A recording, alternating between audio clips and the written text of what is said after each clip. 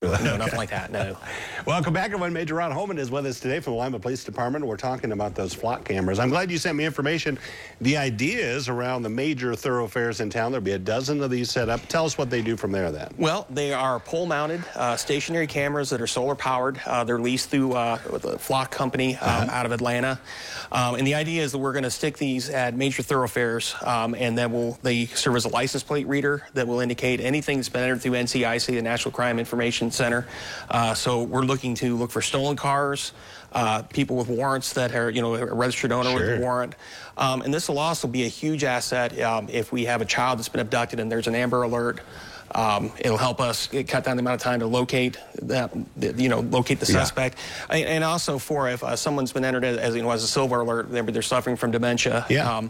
It'll help us locate them and get them to safety. Yeah, and the question I asked, this is how old school I was. I assumed there was somebody from your department back kind of monitoring these things, but they get an automatic ping, so to speak, telling them when something's hit, right? Right, and the other kind of cool thing with this here is the other departments that have entered into this contract with Flock, we can get access to their cameras as well. Okay. So let's say we get information that, we've had a homicide suspect and we think they've gone to, say, another city.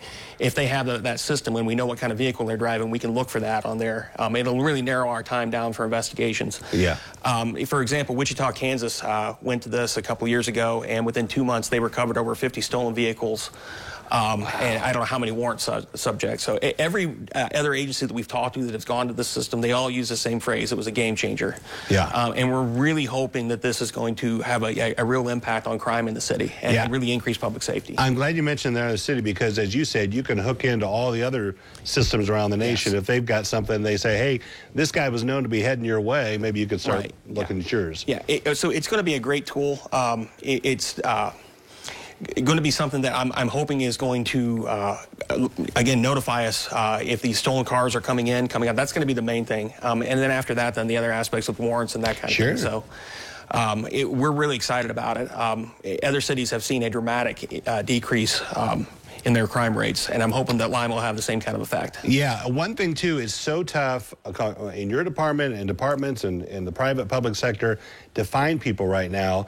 You're trying to, if you, in a sense, use technology to your advantage. Well, exactly. Times change. We need to take advantage of technology as it comes up here and do the best we can with what we have and try to improve on that. They're going to be very unobtrusive. I mean, as we spoke earlier, odds are if you've gone to a major city, they've had You've seen that, and you've seen them. So it's going to be something that's going to make Lima safer, and that's the main thing we're trying to do here is to keep the citizens of Lima safe. Yeah, somebody asked Major Holman, especially a few years ago, there was controversy about red light cameras, which are completely different. Tell us about the kind of the security aspects of these. Well, like I said, in order for it to indicate on someone, it would have to be somebody that's entered through NCIC, which would be like, again, a stolen car, somebody with a suspended license, a registered owner, or someone with a warrant. These don't take any footage that someone couldn't take if they were standing out on a sidewalk with their own camera. After 30 days, the information is purged out of the system, so it's not storing that. It's just going to be a great system. And something that's going to really help us do our jobs better. Yeah, I think the price tag for a couple years was $64,000, and the idea is maybe monitor, see how things go over their 2-year period. Yeah, and we may get more cameras, and we may change up where we're going to put them for location-wise. And a lot of this is just going to be working with the system and seeing how it works best for us. Yeah, be interesting. Is there a timeline when you want to get things up? I'm hoping within the next couple of months here that we're going to implement these. That'd be interesting to see. Okay, thank you, Major, for telling us about it. Appreciate it. Thank you very much. Good seeing you. Doug Goy, medical news coming up next on Noon Edition.